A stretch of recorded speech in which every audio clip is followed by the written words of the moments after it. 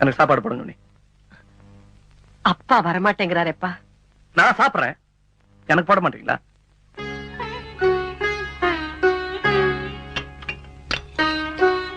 நான் சாப்பிட போறேன், வயிறு நிறைய சாப்பிட போறேன், எனக்கு பசிக்கல. 4 பேர் உயிரை காப்பாத்தினா அது பாவம்னு இந்த சாமி சொல்லிச்சேன்னா இந்த சாமி எனக்கு வேணாம். எனக்கு பசிக்குது, நான் சாப்பிட போறேன். எனக்கு தெய்வ தோஷம் ஒண்ணும் கிடையாது. நீங்க பாத்துருக்கீங்களா, ஒரு காக்கா செத்துச்சுன்னா 100 காக்கா சுத்தி பறக்கும்.